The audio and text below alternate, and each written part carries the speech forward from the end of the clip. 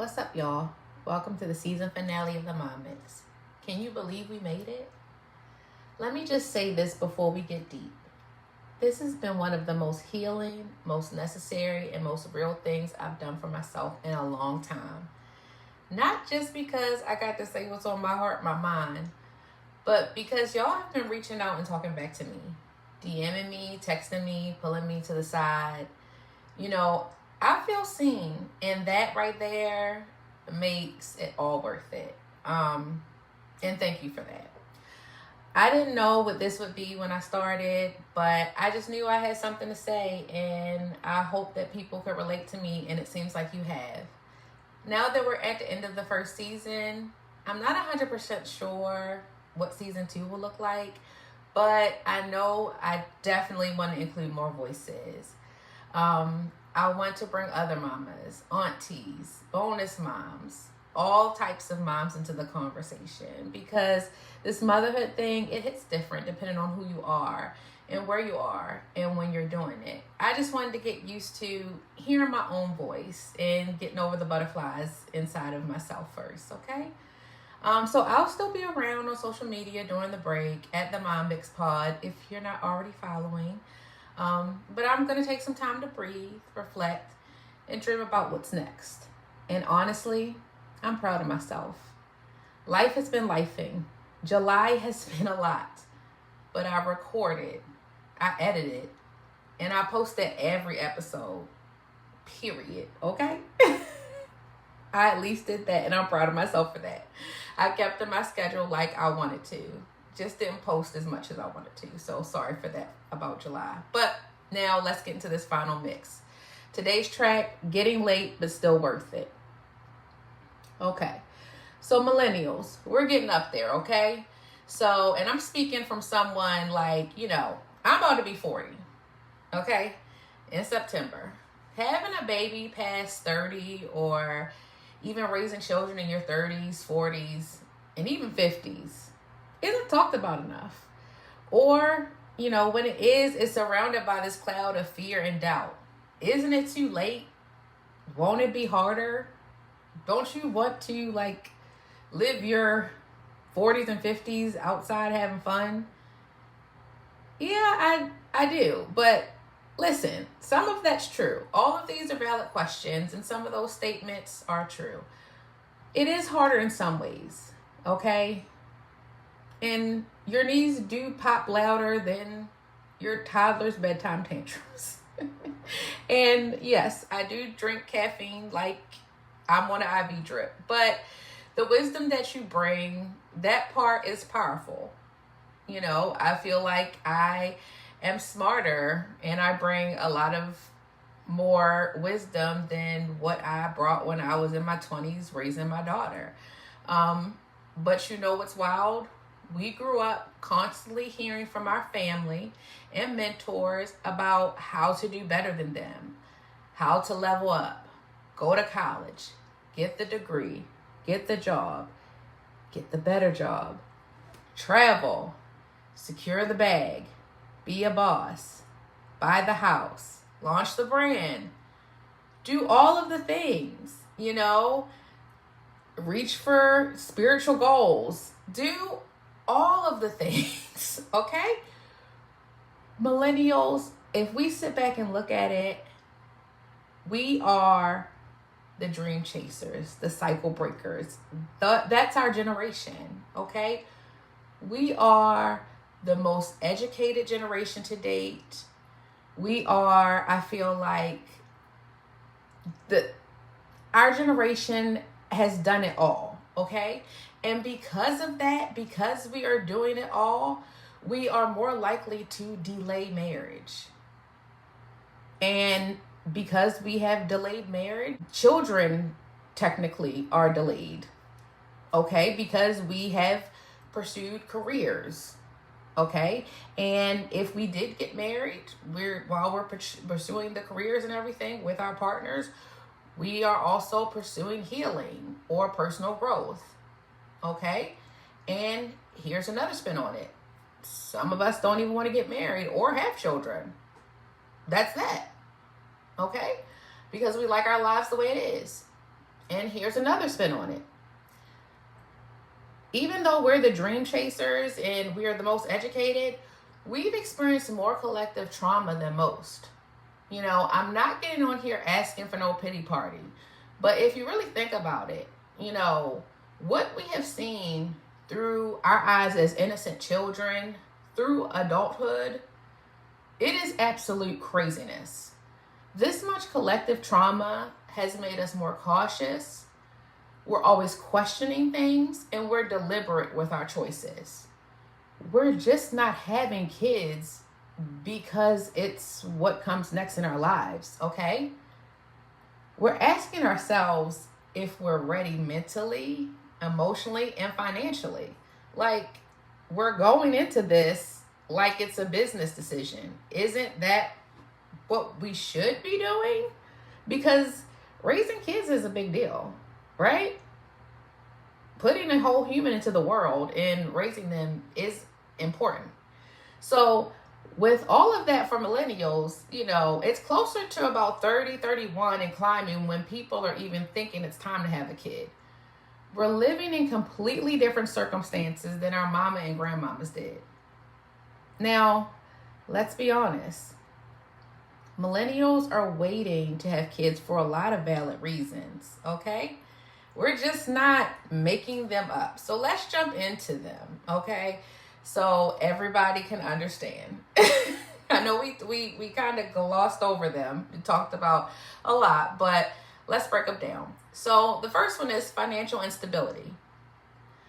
A lot of us, from all that bossing up and going to college, a lot of us are drowning in student loan debt and dealing with housing costs that don't make sense. A lot of us don't own homes, and houses are expensive. Rent is expensive. A lot of this stuff does not make sense. And the houses that our parents owned and our grandparents owned, those houses don't exist anymore. And living in a world where daycare can cost more than mortgage, that's crazy. And that equals instability. So how and why would people willingly bring a child into the world if it's going to cause financial ruin? The next one is career priorities. We're ambitious. We've seen how hard our parents worked. And we want options. We want freedom. We want flexibility. And many of us are still figuring out what we actually like doing. I really like my job. I really do. But with everything that recently happened earlier in the year, I was shell shocked. So, that shook me up. And I was like, if I actually wound up losing my job, I had to figure out like if I was ready to go back and work in the hospital.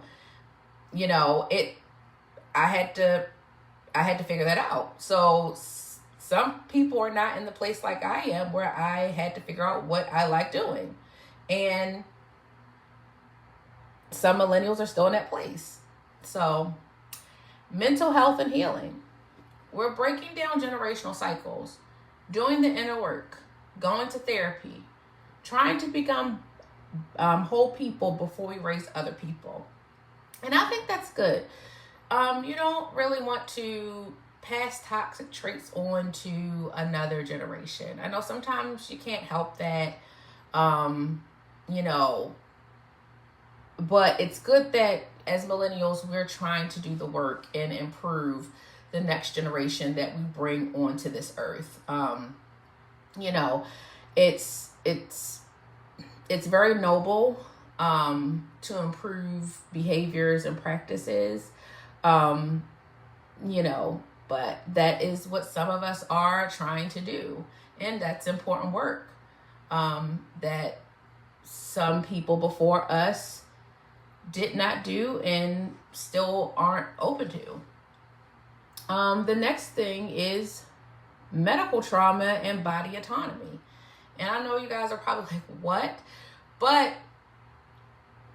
as I said earlier, we are the most educated, millennials are the most educated generation. Like, you guys sent us to college. Our noses were in the book. So we learned everything. Black women, okay, we learned so much in college, having our nose in these books. As Black women, we're carrying generations of mistrust and trauma when it comes to the medical system. Yes, we would have learned about these things other ways, probably by word of mouth and, our family generations and all of these things carried down. But I know I personally have not or did not learn about or know about anything until I went to school and learned about, through nursing school, the Tuskegee Airmen, and other experiments that were done to African American people. So some of us are extra cautious, and rightly so, and maybe scared to hand our bodies over to a community that in the past did a disservice to the ones who came before us. And, we can't, just kind of ignore the fact that that's how people feel, and that's why they want to maybe delay or why they are scared to have children. That's a valid reason. Some people are just scared, And then there's a group that just doesn't want to have kids at all. And that's okay too. You don't owe the world motherhood just because you have a womb. And your life can be full, rich, and have purpose without children. And that choice is valid and powerful. And you shouldn't have to go through life with people asking you, do you want to have kids every other day? So, but what if you do want to have children? Just not right now. And what happens if your age is creeping up? Now what do you do? What's the next step? Well, that is the gray area that we do not talk about enough, okay? We don't say, hey, okay, if you're 33 or 36 or 39 and you're not ready, let's talk about your options. I know women during like our well women visit, maybe like our doctor might start having that conversation in our 30s. But we don't normalize that conversation with our doctors in our 20s because, I don't know, like that maybe just isn't a conversation that they start having. But I think it's because we still treat motherhood like it's something that just happens instead of something that can and should be planned like anything else in life. We say put your career first, but we don't really talk about how fertility works in real time. We should like kind of switch that up. Okay. We hype up hot girl summers and healing journeys, but forget to say, here's what you might want to think about if you're, if you want a family in your future, girl. And listen, I get it. Nobody wants to talk about ovaries at brunch. Nobody wants to talk about that over mimosas. I get it. But the truth is, if you want a family later, you need to talk about it. There are options, and you deserve the information to make an informed decision that aligns with your timeline, not society's. And if you want to wait until you're mentally, emotionally, and financially ready, that's your right. But don't wait in the dark. You should ask questions, get all the facts, and you should talk to your doctor, because doing it later in life, sometimes it comes with wisdom and it also comes with weariness, and you deserve to know both sides, because if you wait later in life and not realize that you have issues that you didn't realize that you had, that can cause stress and issues all on its own. So when do you start this convo? And what is this convo even called? So it's called family planning. And it's the process of deciding if and when and how you want to have children and making informed choices to support that decision. It's all about your timeline, your body, and your life. Okay? Understanding this matters because we're told how to plan for college, we're told how to plan for our careers, but we're rarely taught about how to plan for our reproductive futures. And I think conversations with your doctor should start as early as 18. And here's the nurse in me coming out, okay? I've broke it down into ranges. So, yes, they should start early. Ages 18 to 22. It's like little steps, okay? Awareness and education. You should learn how your body and your fertility actually work. And you should start thinking about your life goals, okay? Everything else is happening. Yes, it's a lot going on, but you should also, like in the back of your head, do I want kids? You're not sure? Maybe someday? I don't know. But this is when you start getting informed, even if you're not ready to plan anything yet. And it's okay to tell your doctor this. Like, it's okay to share this with your doctor. Like, they don't have to do anything with that information, but put it in your record and like give you information. Okay? Nothing needs to be done. Ages 23 to 35. That's when you have clarity and consideration. That's like a 12-year like span. This is often when people start thinking more seriously. Do I want kids? When? How would that fit into my life? You may choose to have children or delay parenthood some more. It's also a good time to get real about your health. PCOS, fibroids, endometriosis, thyroid issues, and more can impact your fertility. And you need to find out about these things early on and start asking your doctor questions. If you're diagnosed with these things, don't assume that they will always breach the conversation of fertility initially. You bring it up. Because if you don't initially bring it up and you try to wait and they're like, oh, they'll bring it up. No, they necessarily only have 15, 30 minutes to talk with you at these appointments. If you don't bring it up or send them messages and all the things and ask these questions, they're moving on to the next patient. And I'm sorry to say this, but you have to be your own advocate, you know. And like I said before, some people don't want kids. And this is when they confidently own that decision too. So this is a common window for exploring options and making very proactive choices about your life. And then ages 36 to 45 plus. This is when you have reflection and real decisions. So this is the age that I fall into where you might have a surprise baby. Or if you want a child and haven't had one yet, this is often a more urgent time to decide. Fertility starts to decline more rapidly, especially after 37 and 38, but people still have healthy pregnancies at this age range. You might also decide if you're content with life as is, or if you want to parent other ways like fostering or adopting. That is still a very viable option, and there are children out there that need parents and that would love to be in homes. This stage, it's about owning your choice, whatever that is, and making peace with it. That's what it is. And it's crazy because I think about it, and like I said, I'm turning 40, and I'm just like, how did we get here? How did we get to 40 so quickly? But anyways, the bottom line is there's no age too early to start learning about your options.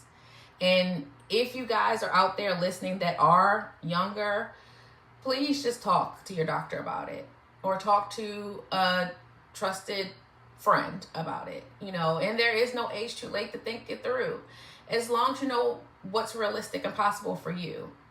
And family planning isn't just about pregnancy. It's about being in charge of your own timeline. And you shouldn't talk about family planning once you're pregnant. It's about your own body and your legacy, okay? And like I said, sadly, some of us are about to turn 40. And we're still looking good and doing the thing. But that conversation never happened for most of us. So, okay, guys. I'm going to jump into this week's mixtape memory. And this one, it hits a little different this week because I remember thinking about me and my daughter. And I was just thinking about the time when it was just like me, my daughter, and my husband. And, you know, we were good. It wasn't when she was a baby. It was when she was older. I want to say, like 10, 11. We were good. She would, you know, life had our rhythm again. You know, I was finding myself. I had my routine, my independence. Me and my husband had our freedom, you know, and I'm sitting back and I'm just replaying that memory like it was the greatest hit. You know, it was easy. But you know what? That was life without my son. Our surprise baby. And you know what? I started feeling bad. It feels strange to go back to that time sometimes. Because as complete as I felt then, it wasn't this and how I feel now. MJ really changed it up for us. He added something that I didn't even know was missing in our home and in our life.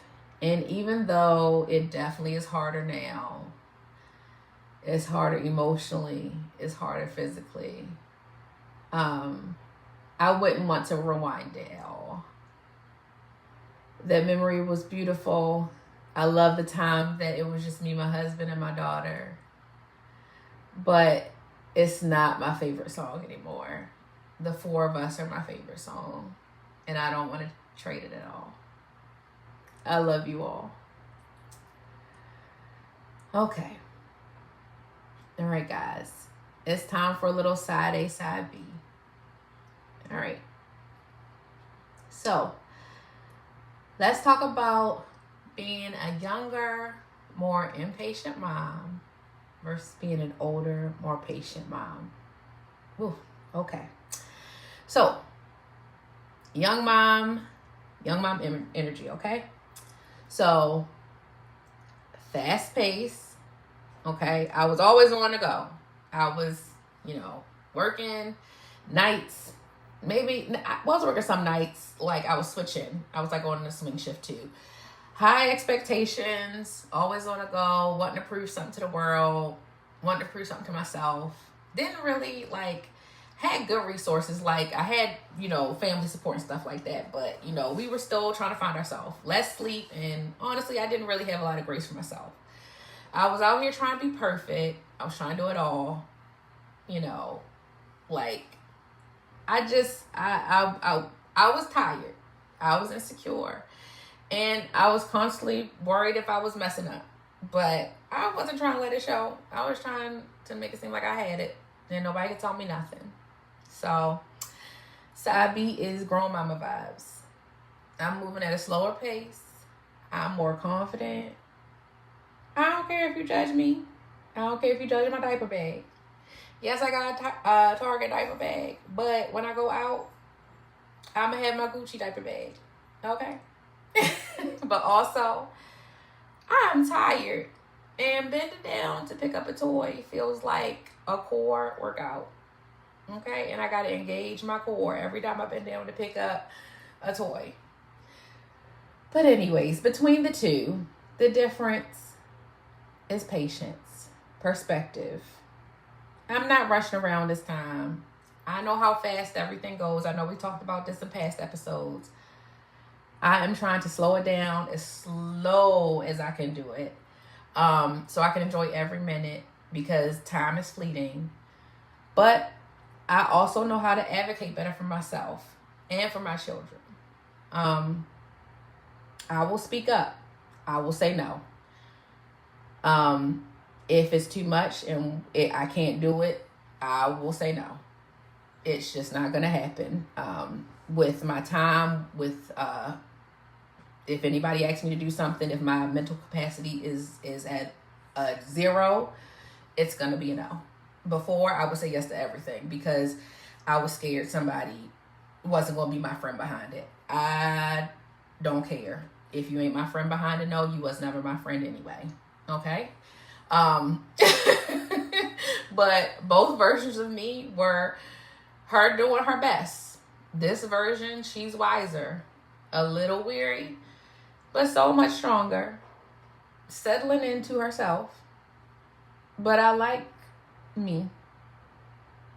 I like me. I like me at this age. I like the wiser mommy. Okay.